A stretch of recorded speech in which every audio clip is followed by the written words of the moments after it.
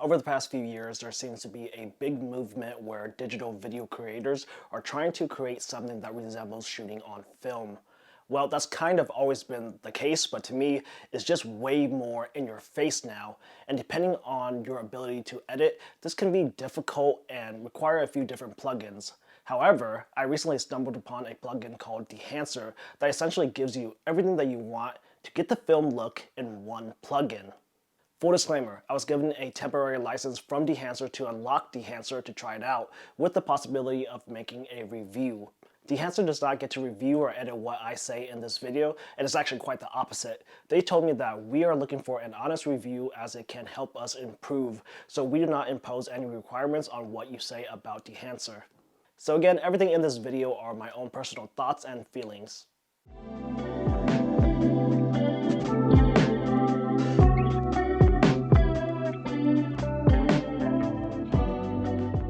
Okay, let's jump right into it. We're going to start off in Final Cut Pro because that's the primary program that I've been using with Dehancer, but I'll also periodically jump into DaVinci Resolve to show you a few things there. I've put together a couple of previously recorded clips for demonstration purposes. Keep in mind that I didn't shoot these clips specifically for this review, so we get to see how this plugin acts in a variety of scenarios. After install, you can find Dehancer in the Effects tab over here under Film Emulation, and as you can see, I also have Film Convert Nitrate in this subcategory. Now, Film Convert Nitrate is a completely different program that is essentially a competitor to Dehancer. It's another editing program that advertises a film look. So this is weird to me. Dehancer really should rework this photo section and create its own subcategory, and that would just make this plugin look a little bit more professional, and not have it share with other stuff that might call its subcategory Film Emulation also. Okay, so let's highlight our clip and double click on Dehancer to enable it. Right away you can see that there's a big change to our video clip. That's because Dehancer has a set of settings that is pre-selected and turned on by default. I would say that this is my biggest complaint with this plugin because some of the default settings are never what I use, so I end up going through and changing or turning them off every time I apply Dehancer. This is a minor inconvenience in a project that only has a few clips, such as this, but I can see it becoming a nightmare depending on how many clips you have and on your workflow. So for this project, let's just turn off everything and we'll turn them back on to see the effects. First off, at the top we have this input section. This is basically where we tell Dehancer what kind of footage that we are working with. The nice thing about this plugin is that it has a built-in log converter where you can choose your specific supported camera, and Dehancer will recognize the type of video codec and convert that to something more usable. For this first clip, I used the Sony A7R5 shot in S-Log3, S-Gamut 3.Cine, and boom, log converted. As you can see, my footage now looks more like Rec 709 and is more usable. And I just have to say, as someone who's used a variety of log conversion LUTs, the one that comes here in Dehancer looks pretty freaking good. This in itself would be a useful tool, but I don't think anyone is buying Dehancer for this log converter, so let's move on. Also in this input tab, you have the ability to make basic adjustments like to your exposure and your color temperature, your color temp, and some defringing tools. Let's reset all that because I'm just going to start off with 0. I should note that Dehancer, like other plugins, will work better with footage that's color accurate, so take the time to do that here or via other plugins that you have. Next, let's move on to the film developer pane. And this is another thing that's weird about Dehancer. It picks and chooses what to show you at first. By that, I mean that some of these tabs, like this film developer tab, are closed by default while others are opened. I would prefer if all are open or all are closed, but that's just me. Something else to note that I've noticed on occasions, when I activate some of these settings, they seemingly do nothing. For example, this film developer pane. These settings absolutely do something, like this color boost slider. That should be doing something. In Dehancer, color boost essentially acts like a saturation controller. Turn it up and it boosts the colors, and turn it down, the colors go away. But here, it does nothing. The weird thing is though, if we take the same footage and open it up in DaVinci Resolve, everything else is turned off. We go to Film Developer, enable it, and Color Boost absolutely does something. Again, like a saturation slider. So again, this is weird. But to just sum up this Film Developer pane, its effects are fairly straightforward. It largely deals with contrast, gamma, and color. All pretty self-explanatory. Okay, back into Final Cut Pro, and we are going to be looking at the film panel right here. And this one's going to be one of the most important panels in Dehancer because it allows us to choose from a wide variety of film stocks to emulate. And I've been playing around with this clip, and I think I like Kodak Super 100 and enabled. Now, something that I don't like about this panel is that it's just not very polished. There's a giant list of film emulations to choose from, but there's no way to actually preview these without actually clicking on them, click, and actually seeing the preview after your selection.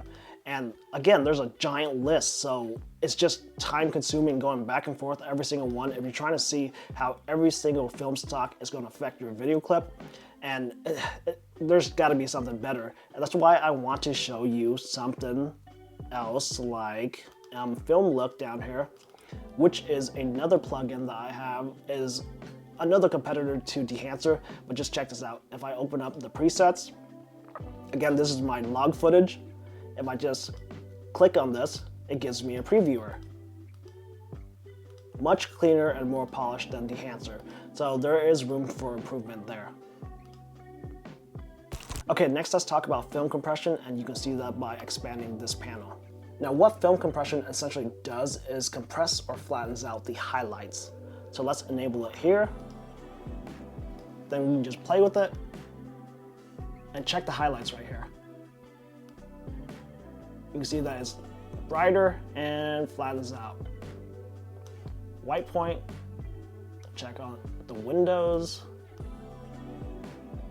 Again, just affects the highlights mostly. But yeah, this can be useful, I just never really use it. Next, let's look at expand, and this is going to be, to me, more so a continuation of these basic adjustments, but here we look at the black points and white points, just really bringing them up or down. And I'm going to go ahead and just disable that. Next, let's look at print. So Dehancer is quite a robust plugin because it offers you a workflow that mimics working with real film. This print panel is like choosing the print medium itself, and the print medium will define the appearance of your final video look. Here we have more adjustments to exposure, tonal contrast, color density, and saturation. So let's enable it, and we can choose, let's do Kodak Endura Glossy Paper. And you know, like, unless you really get into it, you're probably not going to understand like what effects these do. So just kind of click on it, play around, see if it works on your footage or not. But for those in the know, this can be quite useful. Again, exposure, just going to play around with it real quick. Tonal contrast, color density, again, that one does very little, but you can see changes in the skin tones right here. Then saturation, bring it down. Can't really do much more than that. Range limiter. And again, this is more so, if you know how to use it, it can be helpful, but for me, for this particular clip, disabled. Moving on to color head, which gives you tools to color correct. Yellow blue is essentially color adjustment. Magenta green, cyan red is your tint adjustments. Again, just to help you with color. And then down here you have your shadow tones. You can push it to blues or yellows. Just really depends on what you're looking for. See, it just affects mainly the shadows, but if you do too much, obviously it bleeds in everywhere. Here's your highlights. Notice the window turn a lot more yellow. So just very fine adjustments, or at least localized adjustments, which can be very helpful for those who are looking for maybe blues in the shadows and warmer tones in the highlights. But again, for this particular clip, let's disable it. Next, we are looking at film grain. And this one is going to be another big one for our film look, because what's film without the grain? With film grain, if we enable it, you can see right away there's a bunch of grain, but under profile we can choose the various grain sizes. Essentially, these millimeters and numbers equate to the amount of grain that you're actually going to see. The smaller the millimeter, the more pronounced the grain is going to be. The higher the millimeter, it's just gets finer. And then we can go to custom and really mess with it to work with something and create something that we really like. Something to note, and that's cool in this custom panel, is film resolution. For all intent and purposes, this uses grain to remove some resolution from the image and just make it look less sharp and more retro in a way. Okay, so let's look at an example of this. If we just zoom in, if you look at this paddle, this logo right here, if I pull it down to 0, to me all of this looks a little bit muddier. Less resolution, just not as sharp. So if we bring it back up, a little bit sharper. The image is kind of blurry in the first place because this is kind of like, you know, bokeh, and this is blurred out from the lens, but I hope you can understand what I'm trying to get at. When you bring this down, this kind of just looks less resolution. And I would say the same thing if you look at this chain link fence, bring it down, a lot, it just looks like it's blending in, like right here, this particular 4 square triangle right here. A little bit easier to make out. Much more blurry to me. So to me, this film resolution option is just nice because it helps to sell the image. If you were to use something like a blur effect, to me it would just not look as natural as something like this, where it's using the grain to essentially mask out and make this look blurrier. But for the purpose of simplicity, I'm just going to go back to 35mm ISO 250. Okay, next let's look at halation, which should be fairly straightforward because it adds halation to the film. Now, for the sake of not having to explain how halation occurs, what I want you to essentially get from this is that if we look at the highlights around the edges right here, if we disable halation, look right here, you notice how it's red, disabling, that goes away. Halation essentially adds a reddish tinge to the edges of your highlights, and that's essentially what halation is. You can research for yourself why halation happens in the real world, but for the sake of our film look, this is just something that is very often used, and once you see it, you kind of know it. Every time you see one of these hype videos where there's like a reddish glow, you just know that they added some sort of halation. Okay, backing out. Next, let's look at bloom, and like halation, it's fairly straightforward. It adds a bloom to your image. Look at all the edges. It just adds a glow to all your hard edges and your highlights. And again, this is just one of those things that really sells that you're going for a film look, because kind of it's a very common thing nowadays. Now, something to note about halation and bloom, if you click on mask mode, it essentially shows you where the effect is affected. Let's click on halation, and you see all the reddish part, that's where your halation is occurring. So let's just turn those off because that's purely for previewing. Next, let's move on to film damage, and let's just activate it. And this one is a little bit harder to see, especially on a light image like this. It's a little bit easier when there's a bunch of shadow, but film damage essentially adds film damage, various scratches, dust onto your image. And it's hard to pick out because every time you activate it, every frame is a little bit different. So you just kind of got to search for it. But if you want it to be more pronounced, again, it's the same thing. If you go down to 8mm, there's more damage, 65, there's less. And see, right there. Now you can really see it, there's damage everywhere. But again, like every frame is going to be different. Every time you activate it, there's something different.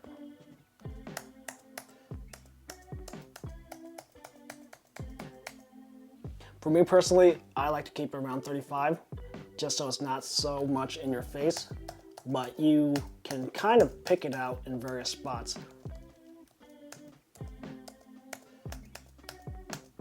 Hopefully YouTube is allowing you to see the little details, but something like this right here, right there there's a scratch, and right here there's a scratch. Just a little subtle touch.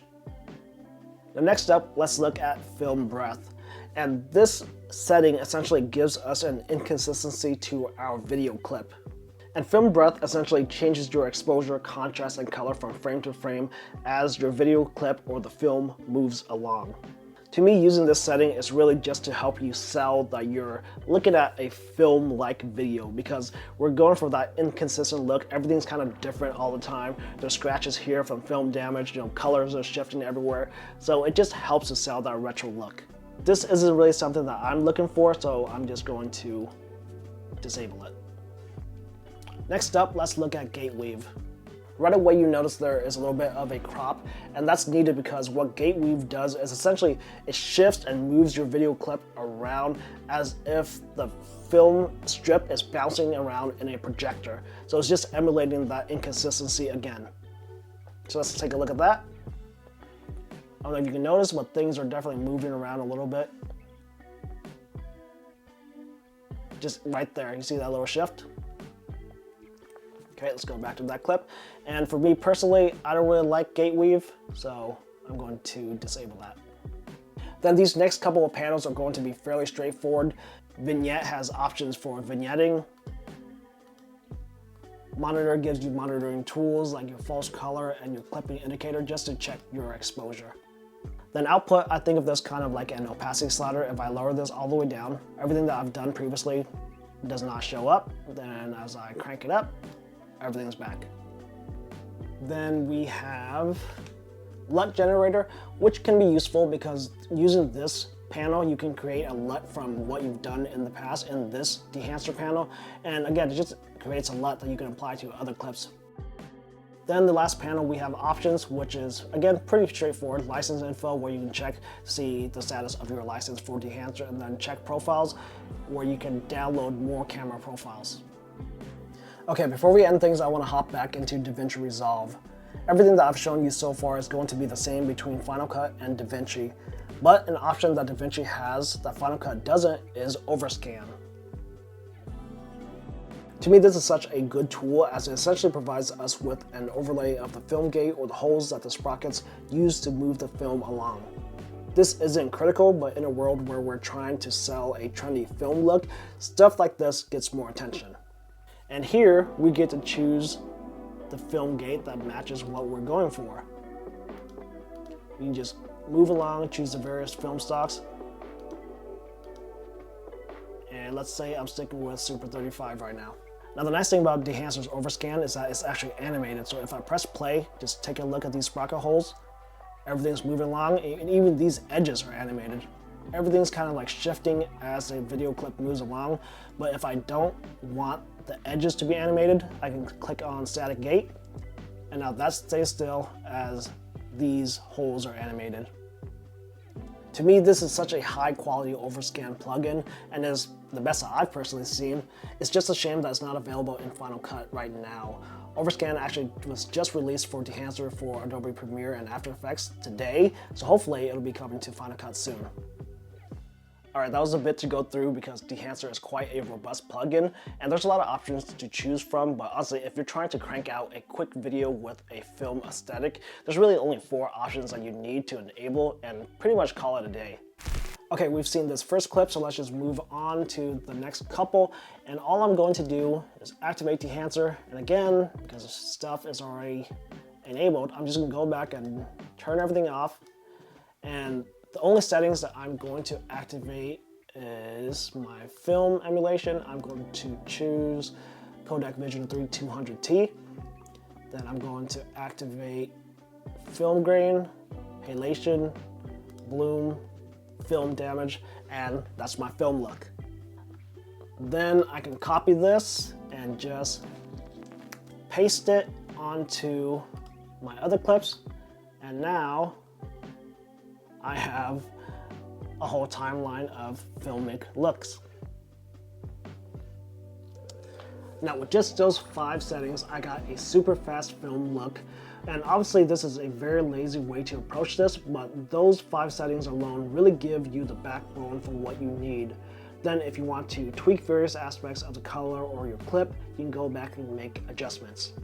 And unfortunately, because I'm doing a screen recording, you can't really get the best resolution. I can see things skipping around, and that's probably happening for you too. But again, I'm getting something very good, very fast. And that's it. That is Dehancer, what I believe to be the absolute best film emulation plugin that money can buy. If you're interested in trying Dehancer out for yourself, head to their website where you can download and get a free trial. Dehancer is available for DaVinci Resolve, Adobe Premiere, After Effects, and of course Final Cut Pro. It is also available for photo editing softwares like Adobe Lightroom and Photoshop. And there's also a mobile version for the iPhone that works very similar to what I've shown you in this video. You can quickly apply film emulation presets or dive into the various options and really tweak the image. Overall, I really enjoy using Dehancer, and it is pretty much without a doubt my favorite plugin for getting a film look.